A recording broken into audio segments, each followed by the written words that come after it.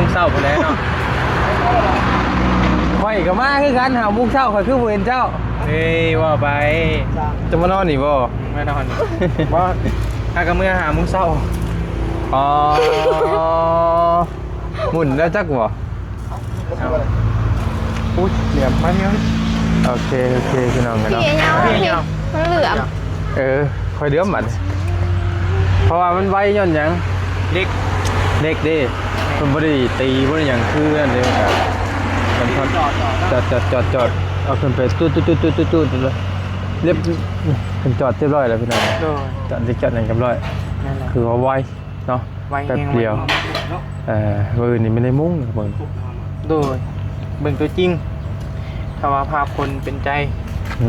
ถ้าอยู่บนเขาคือสีแป๊บเดียวอ่ะมันกับบิดเลยโอ้ยอะไรคือบุกคุกเข่า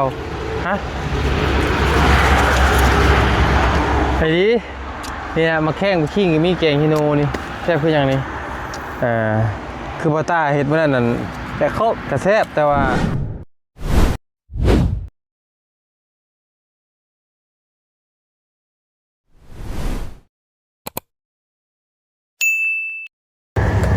เอาพี่น้องเลยโอ้สบายดีและสวัสดีพ่อแม่พี่น้องเนาะมาวันนี้ขึ้นโค้งบ่แหละพัดไส้วิวไปใส่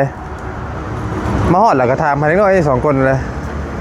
เขาบ่เห็นเลยเขาไม่ได้ไปใช่ป่ะมื้อนี้ไปตลาดเรียบร้อยยาว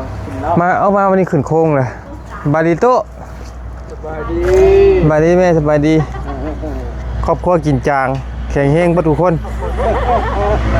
จะนั่งไงเนาะจอดเล็กเพราะว่าเล็กนี่ไอ้ช่างสบายดีพ่อสบายดีชื่อตื่นพ่อชื่อตื่นพ่อบอกไอ้ชื่อต่อยังไงชื่อบันไดยังบันไดเปลี่ยนหลอดไฟเอาว่าดีได้นี่นี่แต่ว่าถึงใหญ่พอตีกับมีบันไดนี่ตัวนี้พอดีประตูแล้วก็เนาะผม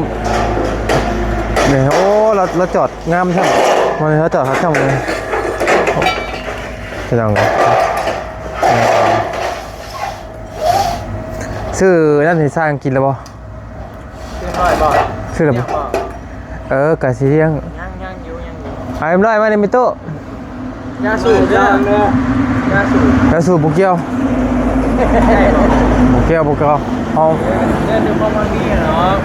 ฮะเดินดูความบางดีอ๋อจะว่าเรื่องยาสูบบ่นึกว่าให้ค่อยซื้อยาสูบไปแล้วนะ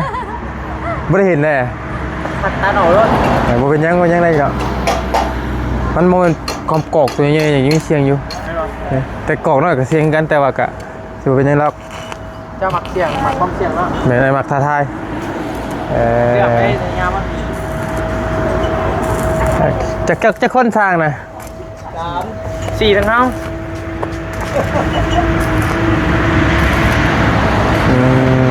นี่ครับก้อนนั่นแล้วไอ้จะจ่ายเงินกัน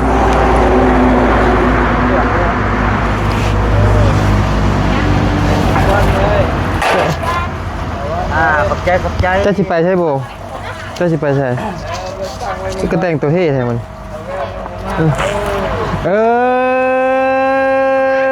ไม่ได้เห็นได้ดิ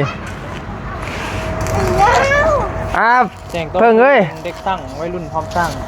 เพิ่งพิงสตรอเบอรี่นั่นพิงเอ้ยเอาเงินดิพิงเอาเงินน้ำโอ้ย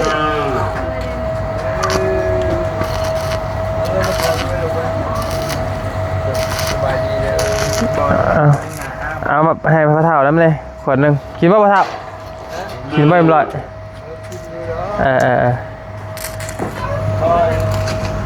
พระเท่าน้อยอาชีพระบายแปลวหรอเท่เว้ยเท่ปะอยากเห็นเท่าเท่กว่านี้ปะมันเบ้าบ่ถือกันนะเท่แต่ว่ามันเป็นน้ำพงเท่แบบนึงแต่ว่ากะ อย่าคือเล็กน้อยกระโปกกันนะ ไอ้ยา เคยมาเล็กน้อยกระโปกกันนะแบบว่า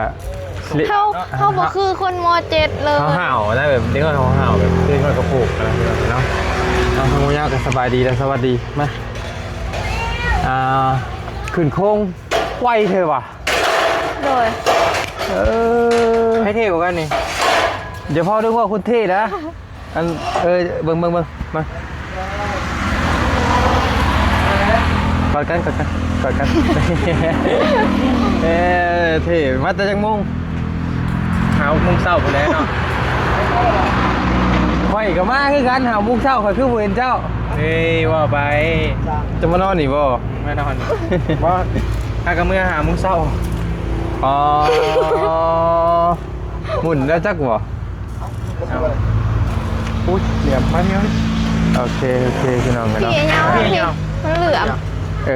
ค่อยเดือมบัดเพราะว่ามันไวย้อนหยัง เด็ก เด็กเด้มันบ่ได้ตีบ่ได้หยังคือนั่นเด้ครับมันจอดเอาขึ้นไปตุ๊ดเลยเรียบขึ้นจอดเรียบร้อยแล้วพี่น้อง โดย จอดหยังเรียบร้อย นั่นแหละ คือว่าไวเนาะ ไว แป๊บเดียวมือนี่ไม่ได้มุ่งเบิ่ง โดยเบิ่งตัวจริงถ้าว่าภาพคนเป็นใจ ถ้าอยู่บนเขาคือสีแป๊บเดียวอ่ะมันบริกบเนาง่ายๆนะ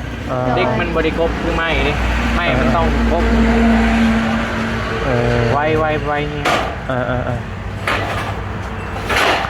ไงลูกยังเหลือจะไว้จ้ะกินขนมป่ะมากินขนมไป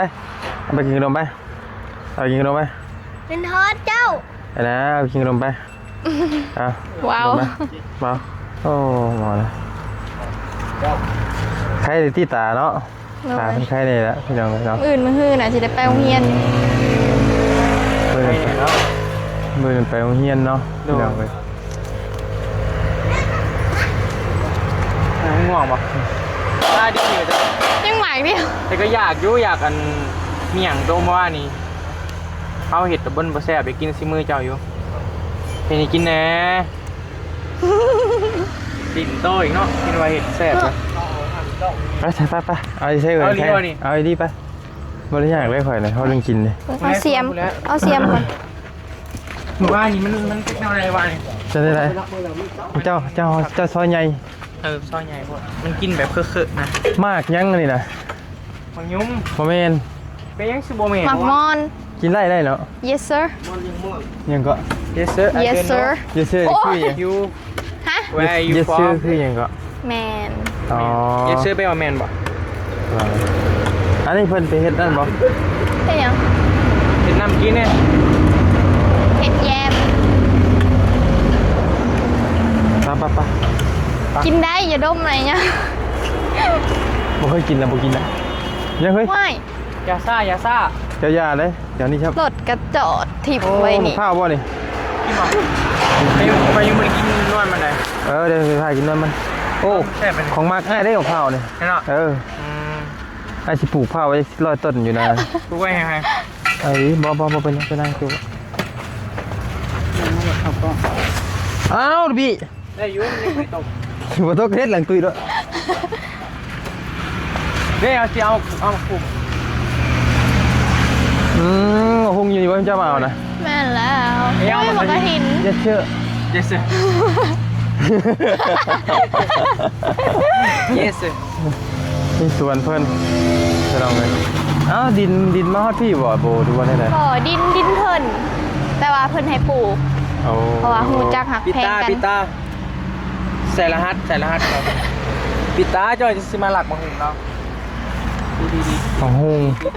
กกเลียวพี่น้องเอ้ย จะเบิ่งในประตูเรานี่1สั้นเลยจะต้องอันนี้ก่อนนี่ ออก อันนี้คือกระแจหลับกระแจที เรียกว่าอันของเจ๊น้อยเรียกว่าฮัตเซฟเจ๊น้อย กระปะนี่เจ้านี่เนาะไม่แล้วสิโหรีวิวสวนก่อนนะ มารีวิวสวน รีวิวสวนก่อน เอาหมูหุงมาตำอยู่นี่แล้วไปยังเลย เริ่มตั้มคุ้งกับขาดกันแล้ว ตำคือบ่ตำได้อยู่นี่อยู่สวนนี่ ตั้มไปใส่ ตำกุกตักตำอยู่เสาไฟฟ้า ใส่กี่การ อ้อยดำอ้อยดำกับอ้อยอันนั้นน่ะมันมีความแตกต่างกันนี่แหละ ความแตกต่างมันก็คืออ้อยดำมันจะบ่แซ่บสำอ้อยที่ว่าเฮาปลูกกินน้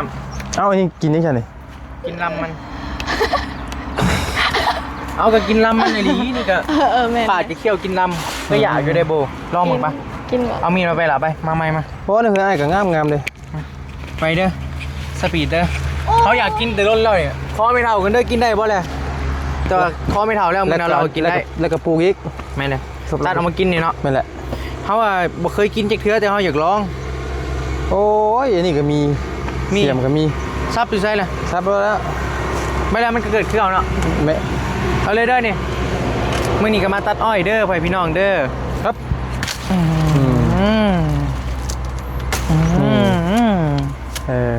พี่มันสีแซ่บบนแถวนี้เนาะ อันนี้มัน มันสีแซ่บกินน้อยก่อน แล้วก็ทำจะได้กับปลูกตัดประมาณนี้นี่ เอา ปักตรงขีนิก อยากได้แนวเด้อเนาะเอาทั้งแนวคนเอาทั้งแนวอ้อย โอ้ยหมอนี่ แกกินบ่ได้แล้วนี่นะบ่เป็นไรกินแล้วเนาะ บอพูนเทิงเลยแล้วปลูกอีก ปลูกได้ติ เอาไร บ่แท้ว่ะ ได้ เกิดไว้ โอ้ยกับเพิ่นเอานี่นั่นปลูกมีคุดปลูกลงนี่ มาผ้าใส่ได้บ่เลย ได้ บ่ซ่องนี่ใส่ได้บ่ ได้โอ้ย บ่เป็นหยังติ บ่เป็นหยังเอารถได้ กำลังจะเอามาให้ครับ ปลูกต่อนี่คุดปลูกต่อบ่ บ่ค่อยคอนี่เด้อแนวจ้าค่อยสิเอาไปเฮ็ดแนว ฟาดใจเพิ่น ว่า โอ้จิหัวเลย ใจเย็นโบเขาเป็นผู้หญิงเขาต้องออกตัวเฮง ทุกอย่างมีเวลาของมัน โอ้ยแม่นเลยฮันเด็กกับ โอ้เอากิน โอ้คือได้ว่าแท้ข่อยไปขายอ้อย เปลี่ยนอาชีพไป นั่นสิบ่ ขายทุเรียนจากทางที่คือวี แม่นบ่ กินคู่มือวะ ท้องสีแบบถนัดนะ แม่นบ่ อ่า ก็คือว่าเฮาถนัดว่าเฮาปอกทุเรียนชั่วโมงหนึงนี่หมดแล้ว เอาไปบ่ขอนทุบไปแล้ว เละเลยเจ้าเคยกินใบยาอ้อยนี่เขาเบิ่งคือแข็งไว้อ้อยนี่ บ่แต่ก็บ่อยากอีก เป็นหยัง มันเจ็บคออันยังเจ็บในเครื่องคออยู่ สดๆเลยได้พ่อพี่น้อง คืนนี้เอ้ยเจ้าเห็นหนูตัวบักใหญ่นึง เห็นอยู่ไสน่ะ อยู่เฮือนน่ะ กินบ่ กินแล้วครับเห็นบ่ได้เอาบ่ได้ หนูบ้านสิกินได้ เอาหนูบ้านในได้หนูใหญ่ กินเลยเจ้าตัด เถือดูปลาโทตาย่านเขียวนะเท่เว้ย แต่นั่นแหละมันอ่อน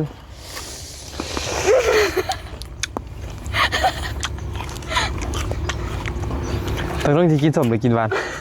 กินเปอร์สอง แซ่บบ่ อยากว่าอะไรกัน เขาตั้งแต่ปลูกเขายังไม่ได้กินเลย บ่ อันนี้มาเลยจ้ะเจ้าของเงินยัง อยู่เพื่อนได้กับงามๆเลยอ้อยไม่ถาปลูก เออแซ่บอยู่แล้ว อยากน้ำอ้อยเนาะ ทางขอมันสั่นโพดไหนวะทั้งกินบุเสบไอ้ทั้งจี กำลังสีแซ่บเนาะเบิดก่อนเลย แม่น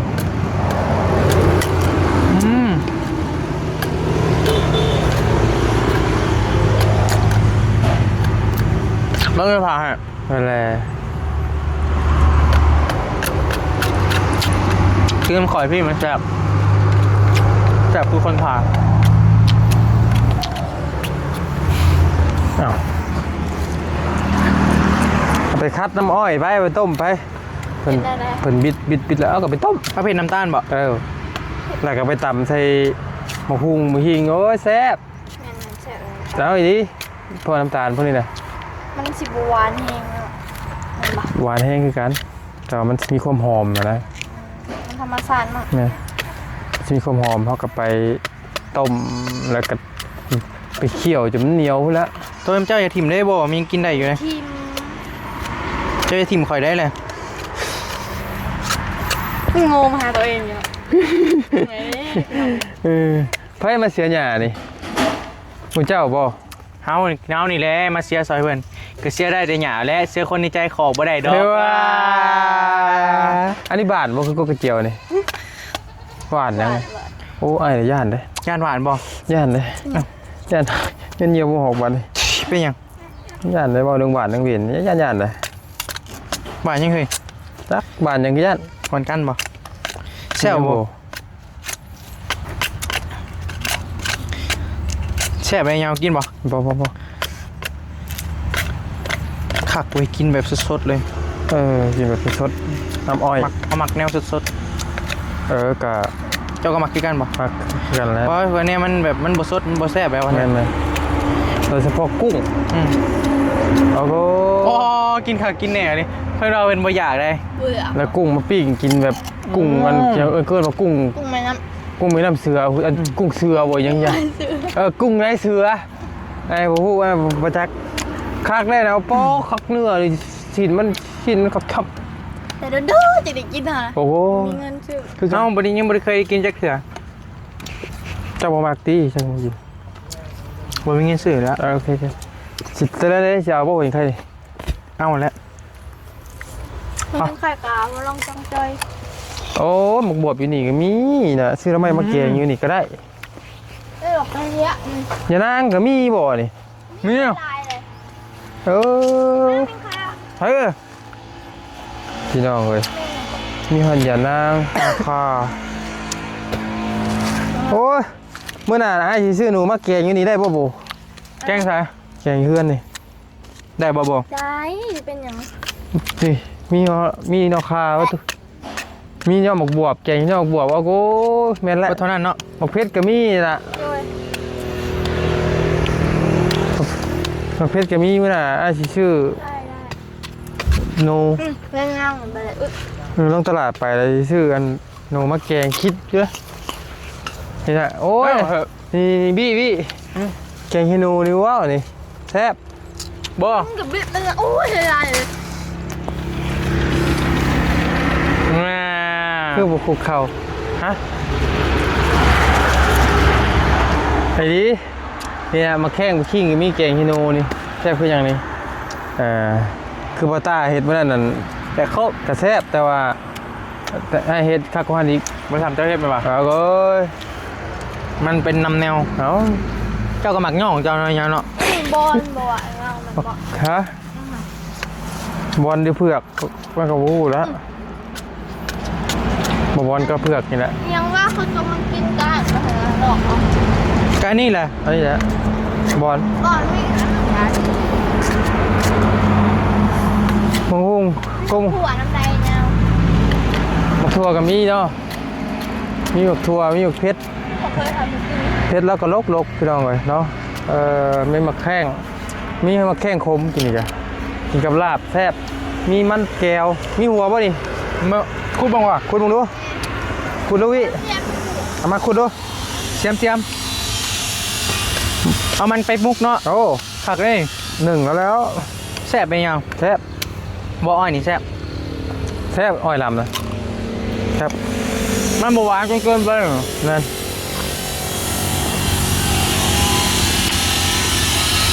คุณมันไป1พี่น้องเลย คุณล่ะ มีหัวเลยบอล คุณพี่คุณ แต่มันเราบอกมีข่อย ว้า โตก็บอกกันในตี้ไงไอ้ มีแต่มัน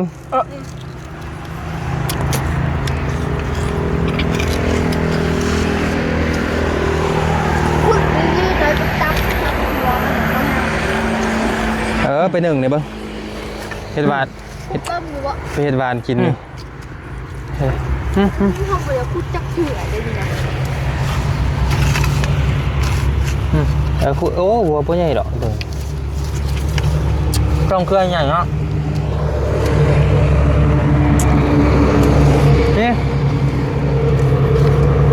นี่ คุณได้ไหม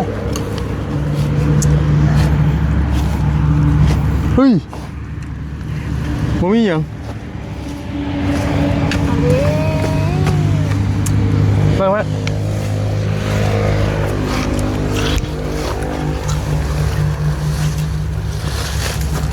บ่ หมดแล้วซื้อมาของ นี่วิเฮ็ดนี่วิ ใช่ หา หมูเป็น ติ่งมันก่อนฮะ นี่นี่ มันหยาบนี่ดิ เสียดาย เอากับถมลง โอ้ยมันกิน มันเน่าแล้ว ทำลงไอ้คุดอีกเบื้องเอาครับกระติงมันนะกระตินี่ไม่ได้เป็นตา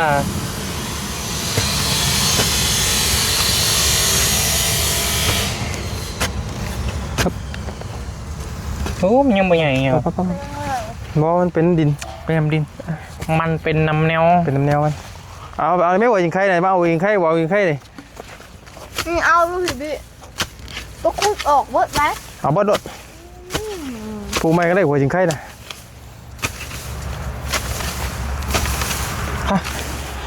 ลอยวะ บอกวี่ครับวี่เฮ้ยพันก้อนพันในคอน ใช่ไหม ใ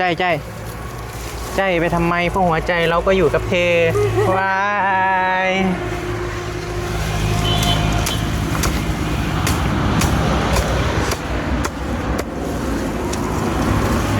เอาหมกเผ็ดแดง ในสวนใกล้เฮือนเจ้าได้ใช่วี่บริปลูกบ่ ส่วนตัวไหน สวนใกล้เฮือนได้นะ ไม่มีอะไร ยังมีเจริญบ่ มันมีแต่งัว งัวเขาจำจักบ่ มีงัวปลูกไม่ได้งัวในงานแล้วงัวเขานำ นี่งัวน้ำบ่ โมโหเวียดเอางัวไปปล่อยเนี่ยนะ เอ้าคือจังหวะครับ เห็ดน้ำกันติ้วอ่ะเขาก็บริสุทธิ์อยู่เพื่อนไปเลย บริสอดนะบ่ ได้เลยเนาะ ได้แล้ว เที่ยวละกินหมักเพชรให้เบิ่งแน่โบ เอากินให้เบิ่งหน่อย ข้าเจ้าหักคอยแท้เจ้าต้องกินหมักเพชรถ้ายังโบได้ฮักหน่อยไอ้ยาวเนาะ แสดงว่าบ่ได้หักบี้ เมื่อก่อน เอาหมากละ10,000ไปเอา ซื้อมาละ โอ้ 10,000 มันเผ็ด เอาพิสูจน์หักแท้ได้นี่ ก็เอาหลี เจ้าได้จ้ะ เอากินเหล้ามือนะ ไปกินบ่ เอาท้าแม่นี่ก็คอยกินเลยลีเนาะ นี่แหละกับใครทิม เอาก็ยังว่ากินเด้เจ้ากล้ากินบ่เลยลองเบิ่งเป็นการพิสูจน์หักแท้คลิปนี้คะแนนน้องโบหักบอบบี้แท้ก็ต้องกล้ากินเด้อพิสูจน์หักแท้ได้นี่ คลิปตลกบ่ คลิปตลก ไป เอาแม่กินก่อนเลย แล้วเตะได้บ่ได้บังคับได้ ไม่ได้ คอยหยอกเด้อคอยพี่น้อง พี่น้ำเลย เท่านี้ ข้าวเก่าเลยเหรอ ถิ่มบ่นะกินดิ่มแล้ว ไป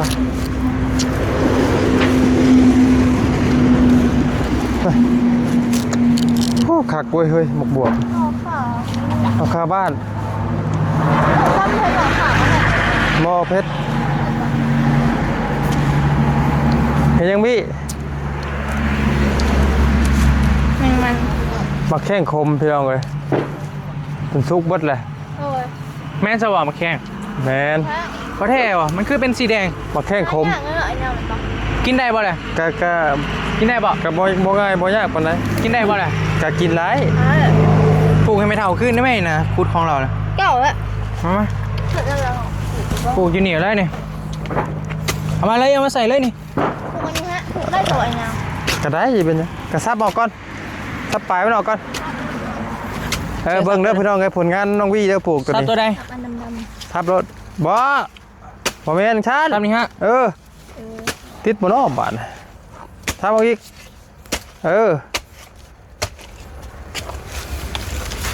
ถาติดไปว่า อันนี้ต้องนี่เอาตัวนี้ จับโบจับ เ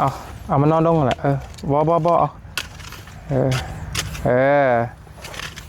สั่งผลงานเลยเด้นี่ข่ สั่ อง ยกัน ผลงานไปดิจักสิแม่นสิติดจังบาดเลย ติดอย่างเรียบบาทนี่ สิแม่นติดลูกสาวเพิ่นบอกด้วยว่า ย่าน ผักชะแงงก็มีชะแงงหน้าบอกคือชะแงงเบียดนี่โบ ฮะ ชะแงงหน้าหรือชะแงงเบียด เอายังไง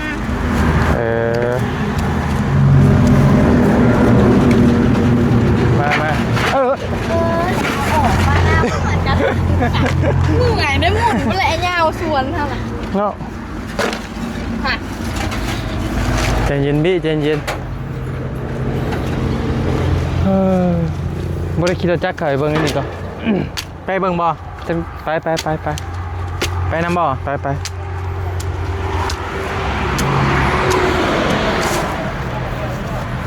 โอ้ยประตูเลย ใช่ปะโอเคไป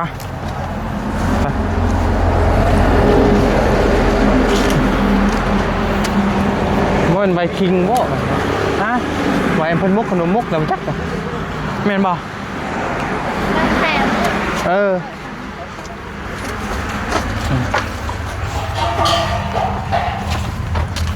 อ๋อสร้างเพิ่นเฮ็ดคักกะดีเด้อพี่น้องเอ้ยเนาะจวดจาดไวขนาดเนาะรวดเร็วทันใจเด้อพี่น้องเด้อเนาะ ไปรูปละ ไปเดี๋ยวไปหาตำก่อน โดย เอาไปอยู่ดีไม่แห้งบุกสู่ทุกคนเนาะ